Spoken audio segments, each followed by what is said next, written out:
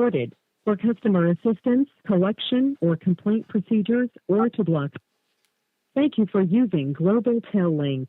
Hey James, how are you? Hi. I'm great. Welcome back. I'm great. How are y'all doing? We're good. Thank you. Welcome back Thank you to for having Inmate me T back on. with A. MP. So today, James, we're going to talk about a deep, dark secret. A deep, dark secret? Yeah, friend. We're going to talk about the deep, dark secret that North Carolina's been keeping. James, do you know anything about this? Yes, it's called the Structured Sentencing Act. Of Okay, so James, will you explain what the Structured Sentencing Act is and how it affects North Carolina? Explain it in layman's terms, please. Okay, the Structured Sentencing Act was an act that was implemented and it went in effect in 1994, October of 31st of 1994. And this was designed to take the Fair Sentencing Act, remove the Fair Sentencing Act out. And it started, you had a maximum and a minimum sentence. So if you got 30 months, it would go from 30 would be your minimum, 35 would be your maximum. So you'd have a 5-month differential in between the sentence. So if you failed to make your minimum work, you got to work. You're an indentured servant when you come into the state of North Carolina prisons. You are considered a slave under the Constitution. So you come in here and you work. They pay you 40 cents to $1.25 a day to work. But the reason you have to work is to work your sentence down from this 35, which is your max, down to your 30, which is your minimum.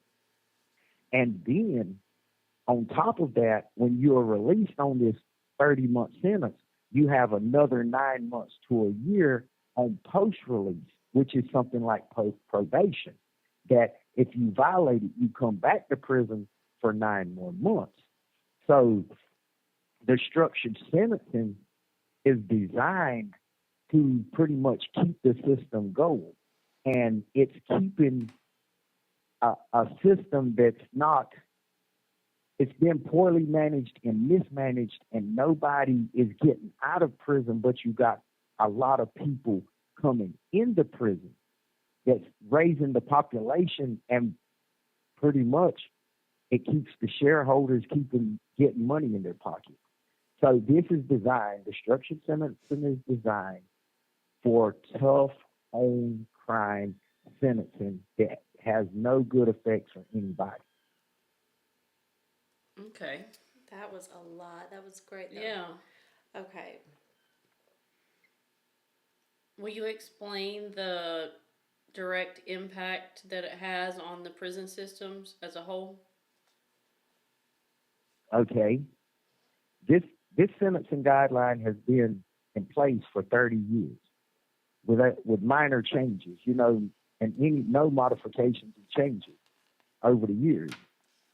And this has caused a influx of people to come into prison, and they have longer sentences. You say you got people in here that come in here with a 10 to 12 or 12 to 15, 18-year sentence, and they're not going anywhere. They got to do that 10 years. Mm-hmm. So while these people is doing this 10 years, crime's still going on out there in the world. Mm-hmm. So you got people. This call is from a North Carolina correctional facility. You got people that's sitting in the county jails waiting to come to prison. They can't come to prison because the prison is packed. So what they'll do is they're bringing people in and putting them in the gymnasiums. They're putting them, they're overcrowding the prisons. The prisons is double bunked, and they're packed to capacity. So because of this incredibly unfair sentencing structure, they're warehousing inmates and our loved ones, your loved ones, to a rate that's astronomical. It's causing more pressure on the taxpayer because the taxpayers' rates and taxes are being jacked up. They're saying, hey, we got to keep people off the streets and keep them in prison.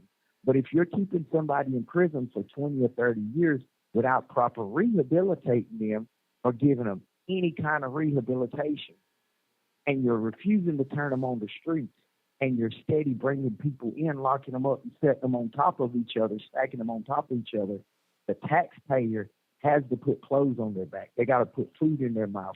They got to give them Medicare and health care. So with that being said, it's draining your taxpayer dry. It's draining your state dry, pouring all your money into the prison system. So that's how the Structured Sentencing Act has really hurt the prison, and it's hurting your taxpayer at the same time. Okay, so James, with the prison being overcrowded, and you said this has been in place, what, 30 years? Has there been any Yes, since modification? 1994. Got it. Has there been any modification to the act to reduce the overcrowded prisons? No, the only changes, I've been in here going on 19 years. The only changes that I've seen in 19 years is when COVID hit, there was a lawsuit that was taken out, and North Carolina was forced to let a lot of geriatric and older inmates go, that their health was at a very poor state, and it would have cost them more to house these inmates than to let them go. So that's the only change that I've seen. I haven't seen any modifications where it brings parole for long-term offenders. Mm-hmm. You know, parole for somebody that's done and been in prison 25 years on a sentence of life without parole, you know, after that 25 years, you still in prison. There's no parole for a person that receives life without parole. So that just leaves that person sitting there just going through the motions, and that leaves taxpayers' dollars being poured into that person. The older that person gets, the more health conditions they occur, the more money that's got to be poured into that one person. And you got 20,000 of these people sitting in prison. You consider the amount of money. You say it costs $50,000 to take care of an older person in prison compared to a younger person where it may take $8,000 to $10,000. So you do the numbers and you consider the money that's going into this older person after you've done and got 25 years out of him, and he can't get out on parole. Right. So what do you think is the main goal of the Structured Sentencing Act? The main goal is to put money in the shareholders' pocket. The shareholders, the people that run this country. The structured sentencing was designed to provide stakeholders the ability to predict what our state prison population will be from year to year, so the resources could be allocated appropriately. That's what it was originally started for. Okay. But once you get so many people in here, who's benefiting? The poor man is not benefiting. Mm-hmm. Y'all ladies, y'all work every day. Y'all's paying in money to the state government. People like Roy Cooper, people like, your attorney generals, like your attorneys, these people that's putting people in prison, these are stakeholders. They're putting money into the prison. They're buying stock in the prison. And they're getting money back. Their money's growing off of our backs because prisoners are working in enterprise every day. The enterprise in North Carolina grossed $152 million. After they profited $152 million. And y'all are making what kind of profits when you work there? We make everything that North Carolina sells. And for the North Carolina Department of Adult Corrections, we make 32 cents. I work there. I made 32 cents an hour. I worked 10 hours a day. So I averaged $3.20 a day. I made at the maximum $20 a week. Wow. That was the most money. I sewed in a day's time. I could sew 32 bundles. You have 60 seconds remaining. I could sew 32 bundles of pants in one day. In one bundle, there's 24 pair of pants. I hem pants. I could sew 48 pants legs in 7.5 minutes. I was not allowed to sit at my machine, talk, lollygag. If I had to use the bathroom, I went, use the bathroom, come back. There's no eating, no drinking at your machine. You work. You don't. You have 30 seconds remaining. You don't play. You work the whole time. So with this being said, these pants are made for 80, 90 cents a pair, and they're selling them for $10 a pair. Hand over fist. So, as most of us North Carolinians know, that North Carolina has had a Tough on Crime initiative. And so, with the Tough on Crime approach, how it's been applied in this state, can you tell us how it affects the judicial and prison systems? Yeah, well, the tough on crime approach is what most politicians use when they're in their ploy. Okay, if you paid attention to this past governor's race, Mark Robinson, he never said anything about tough on crime or anything. Yeah. But if you watch what your current governor, Josh Stein, was approaching and putting out there, he was saying he wanted to be tough on drugs. He wanted to be tough on gangs. He wanted to be tough on street violence. So you put this ploy out there to put fear in the community, to put fear into the citizens. And you're making the citizens think that, hey, we're going to go out here and we're going to do this and we're going to do that. So when you're instilling this type of fear into the citizens, you can push these kind of initiatives. And the citizens don't even know, because most of them don't even do any research, any background. And it's not because they wouldn't like to. It's because they don't have the time to, because they're working themselves to death to pay these jacked up rates of taxes and all these bills that they've got to pay. Right. This call is from a North Carolina correctional facility. So, James, The people that's doing this go ahead. voting, Go ahead. I'm sorry. Go ahead. the people that's doing this voting is the common man and woman, just like you and I. So they don't understand. So the politician puts this tough on crime initiative out there and puts the fear in the people. So this is strategically written law, ensures they're reelected and keeps the state from progressing. This large amount of money is being funneled into the prison system to keep our loved ones in there. And, you know,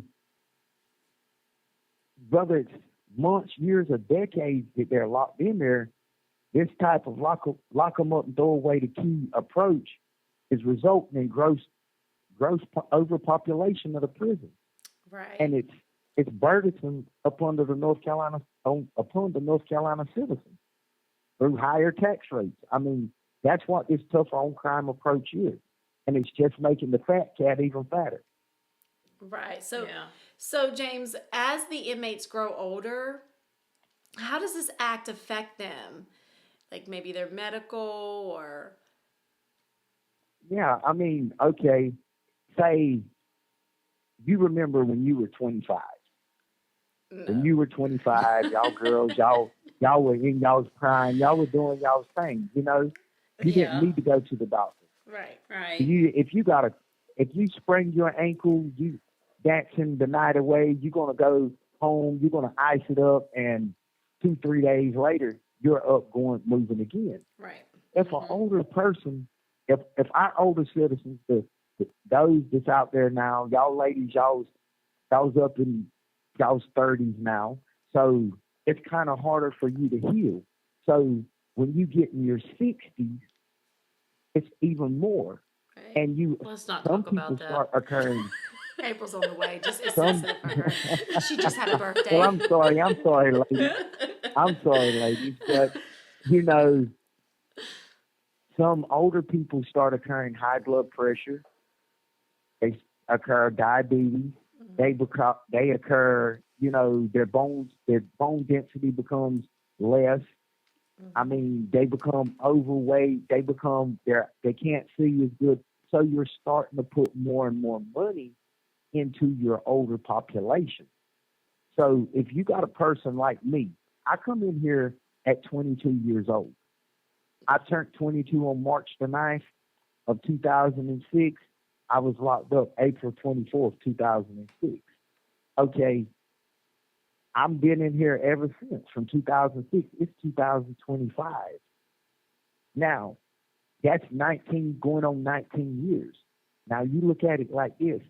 Say I stay in here another 20 years. And, I mean, I'm in good shape, but you can't stay in good shape forever eating the type of food we eat, you know. So just say I start having to get diabetic medicine, insulin.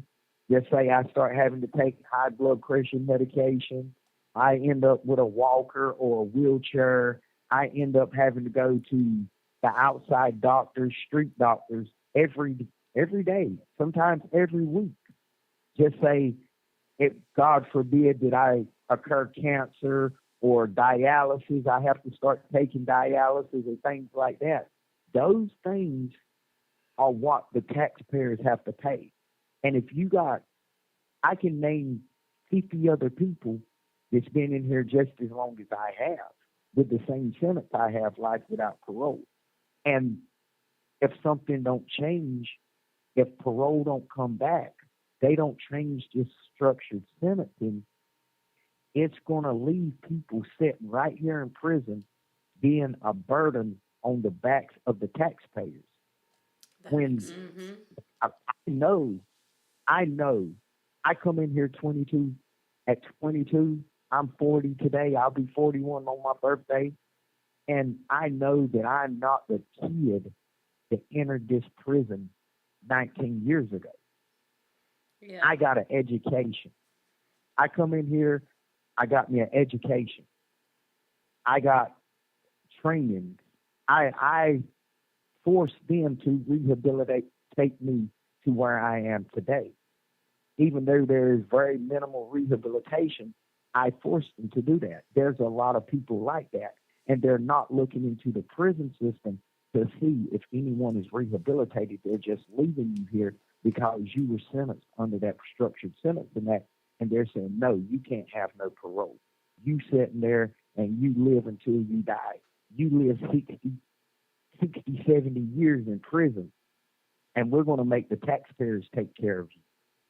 We're going to drain the taxpayers dry to take care of you. James, what about, we talked about the Tough on Crime initiative, and with the structured sentencing, people being sentenced under structured sentencing This act, call is from a North Carolina correctional facility.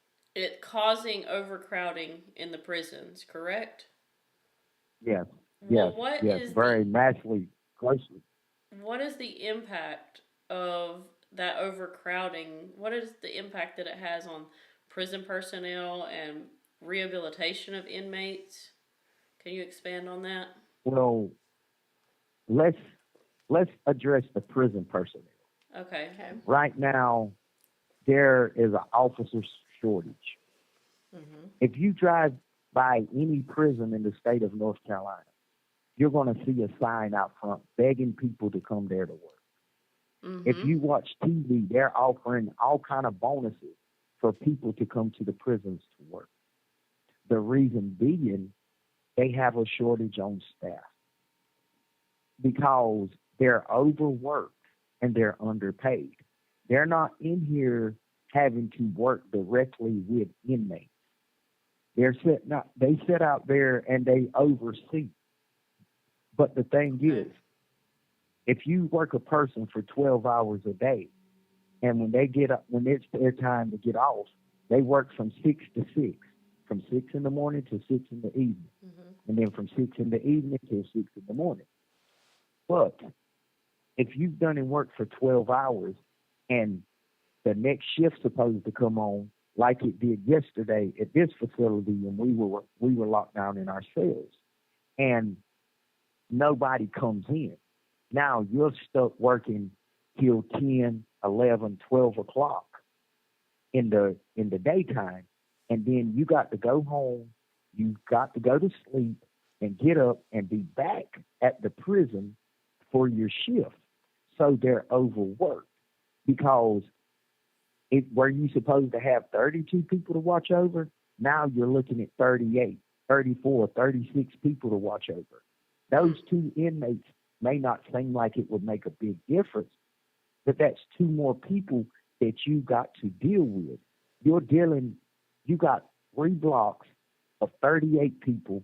That's 30, 60, 90, 100, like 120 different attitudes every day. You're only one person. That can be mentally straining. And these officers are being forced. They're pretty much being forced to do it because they can't leave. They're stuck here until somebody comes and relieves them. And it puts them in the mindset of, I don't like these inmates because I got to stay here and watch over them. So it causes a hostile environment in between the inmate and the staff. Right. The staff can come in the morning and they're in a joyful, jolly mood. But after 12 hours, when that 13, 14, 15 hour kicks in and you've done this 4 or 5 days, I've seen some people work for 7 days straight. They're working 14, 15 hours for 7 days straight, lady. That's a lot. You know? Yeah. So it's a lot. You're talking about 80, 90 some hours a week. Right. So what you're about on the job. effect You're that not, it has on the prison or the rehabilitation for inmates? Right. well, that's okay. I'm going to give you an example. Right now, I'm in school. Mm-hmm. I take a business administration class. Okay. And my class can only hold 24 people. Okay. And you don't have nothing but 6 classes here. So you got 2 custody levels here. You got green clothes, which is minimum, and brown clothes, which is medium. All the green clothes is working in the kitchens, in the warehouse, in the laundry, in the medical. The green clothes is controlling everything. So you got minimum, medium custody. They're sitting here, they're doing nothing. So you got a lot of inmates that are just sitting in the block all day long. They're not doing anything constructive. They may go outside and lift weights or, something like that, play basketball. But as far as doing something constructive with their time to rehabilitate themselves and get themselves prepared to go back out into society and be a productive citizen, they have no outlets because you got bare minimum schools. You got more inmates than you got schooling. You got more inmates than you got jobs because you're packing inmates into the prisons. You have inmates that sleep in the middle of the block, and they don't have a room like I have a room. So it causes a hostile environment because when these inmates sleep in the middle of the block, they want to lay down and go to sleep. They can't because you got other inmates out that's making noise. So they want people to be quiet. Okay, people may say, hey, they shouldn't have broke the law. They shouldn't have went to prison. And listeners, I understand that some people feel like this, but everybody makes mistakes. And I won't get off on that. But what I'm saying, we're paying for that, but the overcrowd. You have 60 seconds remaining. The overcrowding of the prison should not be another punishment because of the detrimental sentencing structure that's been in place for so long. It's so outdated. When it was implemented, yes, it was working. But 30 years later, there's nobody out there can't say they ain't changed their underwear or their hairstyle in 30 years. James. An inmate at Southern Correctional Institution. This call will be monitored and recorded. For customer assistance, thank you for using Global Tail Link. Hi, James. Hello? Welcome back. Sorry, we got cut off. Yeah. Okay. Now I had Okay. I had Ladies. one more question for you, James, about the overcrowding. So this prison overcrowding, there being inmates all over the place. What is the effect on your daily life of prison overcrowding? Yeah, I mean, you guys are already in there. Uh, You have minimal space. Anyway, I'm Yeah. sure there's like minimal food. How is this? Okay. You got to look at it like this. When you're living in a place that's grossly overcrowded, you don't have the cleanest facility. You take precaution to try to clean your facilities, your toilet, the bathrooms and things. But, you do your best. The clothes, they're not as clean as you would like for them to be. So you take initiative to wash your clothes. When it comes to food and health care, you're getting the bare minimum health care. If you got a toothache and you just have to suffer through it for a couple of days until you can get a dentist in there to address that toothache. Most of the time, the dentist won't touch you unless your tooth is abscessed. And So what if they're it's going just to like do, a they're going to give you, toothache, I mean, they could just make you go on that way until it becomes yeah, bad Severe enough because that they don't they're have the yes, capacity to take care of everybody Yeah. on acute Yeah. issues They versus don't severe have- issues. oh my goodness. that's right. They don't have the facility. They don't have the staffing. They don't have dentists on site at every prison. And a lot of these dentists that come in here, they have their private practice and they're working This call is from a North Carolina correctional facility. the same that goes for the doctors. You have physicians on duty. That is not a doctor. You very seldom see a doctor unless you go outside the prison to Central Prison in Raleigh or somewhere like that. So, you're getting the bare minimum health care.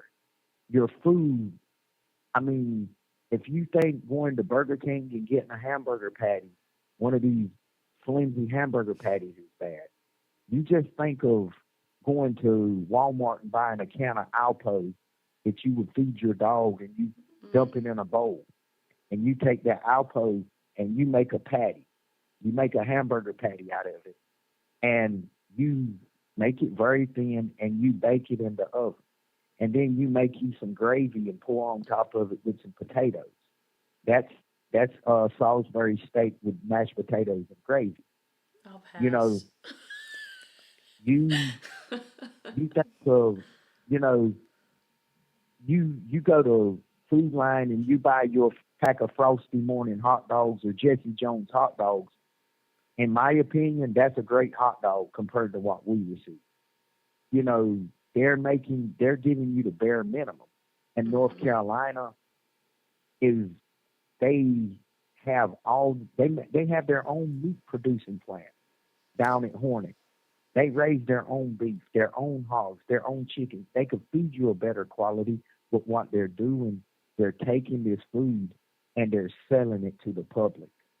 When they're taking and making inmates work for 40, 70 cents, 80 cents, $1 a day, and they'll take this and they'll put them in these plants.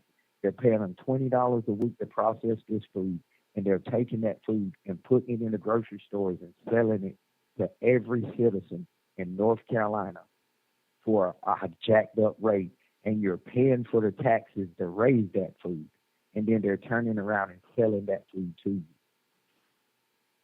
People don't know this because they don't see it. Right.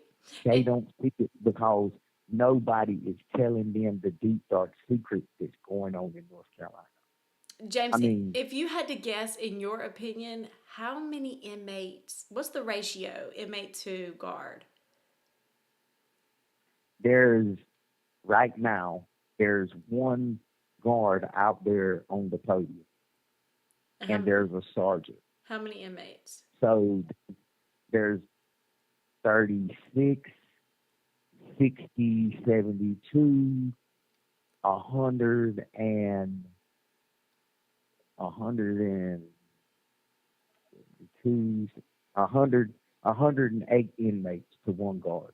So it's safe to say that this puts the guard in danger. He has no backup. Yeah, the guard easily. It sounds like a Easily. I mean, lose-lose if the situation inmate- for the inmates and for the If guards. the- Right. They're not protecting their Easily. staff. I mean, I'm gonna give y'all something here. If just say per se the inmates were wanting to riot and raise just cut up, Right. who's gonna stop them? Right. Who's gonna stop them? There's not enough of manpower to actually control them. And because the Or just inmates know say- that, James, do you think that increases the violence in there because they kind of can get away with it? Who's, like you said, who's going to stop them? So it can increase the violence. It can increase the violence, but a lot of the time it doesn't be the violence. It's like the other day somebody passed away and they didn't have the manpower to do the rounds to find the man until hours later. So it's not due to the guard not wanting to do their job. It's the fact that you're working them to the point of, I got to sit down and take a break too. I Right. can't watch everybody because I'm stretched so thin. Yeah. And then, you got some guards that is so dirty. You got dirty officers that puts themselves and prisoners at risk while increasing tensions among the prison population. I mean, if you take a moment and you think about the interview that y'all done a couple of weeks ago regarding Curtis Levi Moore, Mm-hmm. those officers beat this man to death. For what? We don't know why. But what right did they have to kill this man? Those are the dirty officers. So those type of officers raise the violence in the prisons, because when we as inmates see that officers are beating our like cohorts, we're in fear. I Right. mean, if you knew somebody would possibly come in and beat you to death, wouldn't you be in fear for your life? Right. Mm-hmm. So it raises I tension mean, so Yeah. majorly. quite naturally, you're going to be on defense at all times when the officers come. So now, if they, y'all have an adverse conversation, now you're on defense. You're like, yo, what? This call is from a North Carolina correctional facility. I'm ready to fight rather than flight, Right. because I know if I run, these officers is going to come and get me, and they're liable to take me to the hole and beat me to death like they done Mr. Moore. This is, and it shouldn't be like that, but the thing with overcrowding, and again, the structured sentencing is forcing this overcrowding. Right. And people do not want to come into an environment like this where they're overworked, underpaid, and they have no control. They have no control, period. Right. So just really quick, if a fight, I mean, I know the guard is there and they're supposed to be watching, but if a riot, a fight, something, an altercation happened, what exactly is this one guard supposed to go and do? They can't put themselves in danger and just go break it up. Yeah. Surely, right? No, the protocol is to take his walkie-talkie and call a code, and every staff on duty is supposed to report to the code. And you think, now I'm going to tell you what I've seen once before, a long time ago. I've seen, when I was at Bertie, that a group of individuals, they started a fight in a pod. And they called a code, and the officers ran from one side of the prison all the way over to the other side of the prison. And while they was in there breaking that fight up, on the other side of the prison, in another pod, a group of individuals started fighting. And they called a code. So half of those officers ran to the other side of the prison and was breaking that up. Upstairs on another unit, in another pod, a group of individuals started fighting. So nobody could respond to that code because you had them responding to these two codes. Right. I seen officers run to the point that they were falling out. Mm. They were just dog dead tired. They could not go anymore because it was that kind of situation. So You would know, think that the guards would the come officers, together, the officers would come together and complain and boycott this and say, this is unsafe for us. We need more guards on staff. We need more protection. Mm-hmm. but the thing is, ladies, if the guards, it's like this. The guards are taxpayers too. The guards are getting taxed just like y'all ladies are getting taxed. Mm-hmm. But I'm sitting in here and I'm not going to be one to be against the guards and I'm not going to be for the guards. I'm just going to tell the truth. The guards are just as scared of losing their livelihood Right. as an inmate is of losing his property and going to the hole. Because an inmate can be rubbed up and they'll take his $10 and he can be put in the hole. Right. But you look at it like this. A guard has a house. They got cars. They want clothes. They want to eat. They want to stay warm or they want to stay cool. Their children, when their children's sick, they want to be able to take their children to the hospital. Mm-hmm. Or they want to take their children out and have fun. They want to live. And this is their form of livelihood. Mm. And when you go to boycott against a situation like that, and you're saying, hey, I'm not going to work. Well, if I don't go to work, my bills don't get paid. And if my bills don't get paid, my lights get turned off, my water gets turned off, and somebody's coming with a record to reload my car. And the bill collector's coming to put me out of my house. You know? Yeah. So the state of North Carolina, these people that's in power, the governors, the legislators, these people of power, they don't have to worry about that because they're still going to have you paying taxes. Yeah. You're going to still be buying power from Duke Energy where they got their money invested. You're going to still be going to wherever they got their money invested, these stocks. And plus, you're going to pay taxes. Right. And that money's funneling into their pocket. So it's not hurting them. Right. So they are looking at it like this. These inmates are still going to get money. They're going to buy from that canteen. These inmates are still going to work in these enterprises and make $152 million a year for us. Right. These inmates are still going to be there, and we're going to make money off their back from the federal government. So if this guard don't come to work, so what? We'll find somebody else or we'll work somebody else until they fall out and they run themselves in the dirt and they're expendable. They're replaceable. Right. You know, they'll work them until they can't work them no more.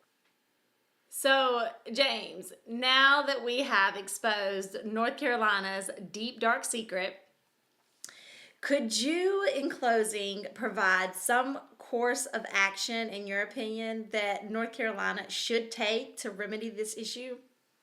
You have 60 seconds remaining. Yes, I can. They could take a direct approach to modifying the Structured Sentencing Act by implementing parole, implementing rehabilitation programs that gets people off of drugs. It gives people education and prepares them for You have 30 seconds remaining. as a productive citizen. Hey, James, welcome back. So, in closing, now that we have completely exposed North Carolina's deep, dark secret. Can you, in your opinion, Uh-huh. provide us with some course of action that North Carolina could take to remedy this issue? Yes, yes. I have a plan. Okay. So, as I told you, all this stuff that I've explained is pretty much a direct effect of the Structured Sentencing Act of October the 1st, 1994. Mm-hmm. And nothing will change until North Carolina adopts a progressive reconstruction of their judicial and prison concept.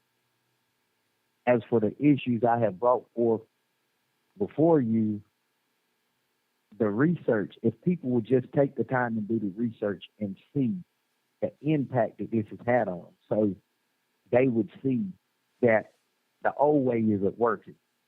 So you got to come up with a new way. So parole for those that have been in here for substantial amounts of time with long sentences. Outlets for rehabilitation where you got these people that's coming in here from a year to 5 years, 10 years, and they're going home and they're re-offending because, for one, they go back out there thinking they can sell drugs, but they can do it better. Because they leave prison with no education. They leave prison with no training, no skills. So we need a rehabilitation where it's mandatory that inmates come in here and the first thing they got to get is their high school diploma. The second thing they got to do is This call is from a North Carolina correctional facility. once they get their high school diploma and they receive some form of trade, they receive some kind of cognitive thinking and a better way of thinking. Now they are allowed to get a job. I mean, they're still on game time while they're going to school, while they're getting some kind of trade. But once they do that, they can get a job. And gain And time contributes to them getting their minimum sentence. Is that correct? Instead of their maximum? yes, yes, yes, Okay. yes. And once this game time, once you reach your minimum, the implementation of you being able to work under your minimum. So say you got 10 to 12 years. And once you got to that 10 years, if you continuously work, you stayed out of trouble, you had an exemplary record, you can work below that 10 and you can be paroled out earlier than that 10 years because you're working to gain that. For those people like me that's got life without parole, okay, you implement a system that if you do 20 or 25 years, and once you reach that 25 years, you got your GED or a high school diploma or whatever. You get you some trades. You get you some cognitive thinking classes.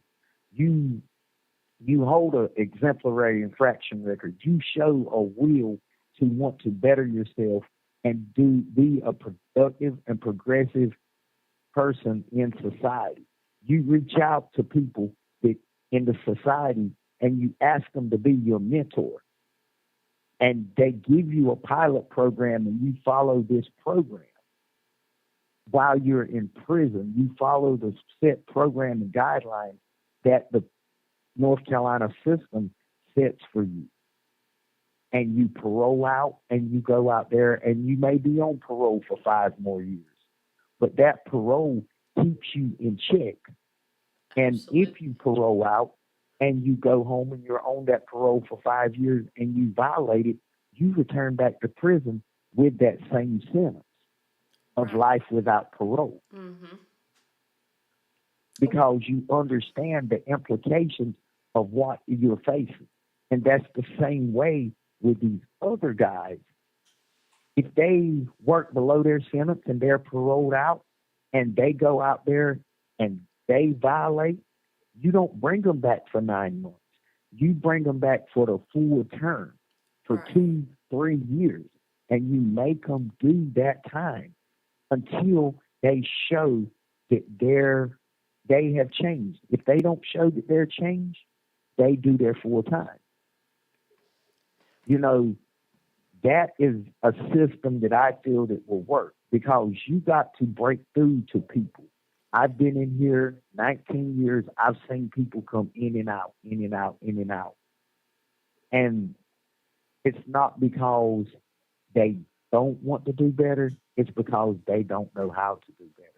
And until we form a system that gives a person an opportunity to do better by their choosing,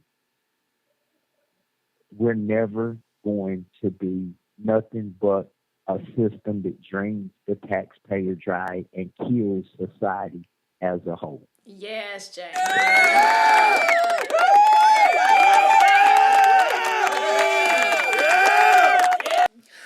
James, I didn't know anything about this act until today. Me neither. I feel like I learned so much. You educated us. Yes, I feel like you need to write that out. Go ahead and send it in. I mean, And you got the plan. Very viable solution. Yes, that would be a great solution.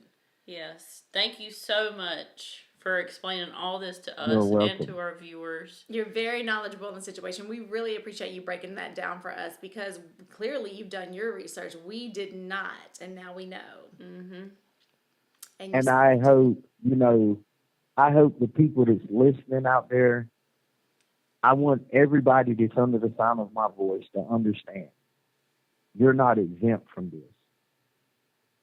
You can face this at any time. You can be driving down your road, driving down the highway, on your way home, and you can catch a traffic ticket, or you can run a stop sign, or somebody can run a stop sign and you can kill that person, or anything, and you can be subjected to the same punishment that I have been subjected to for 19 years. When you go inside that courtroom and you stand before that judge, you are facing the same structured sentencing that I have just talked to you about today. So please don't feel that you're exempt from the matter. We are not the problem, but we can find a solution to the problem if we band together and bring it before the legislation and before the governor, before the right people. There are bills out there that's being written. This call is from a North Carolina correctional facility. These bills are being proposed, and I will be providing y'all ladies with these bills where y'all can post them up for people out there that don't know to see what I'm talking about, and they can push behind them. Anybody that wants to advocate, I will do my diligence. Thank you. Thank you James. so much. Thank you.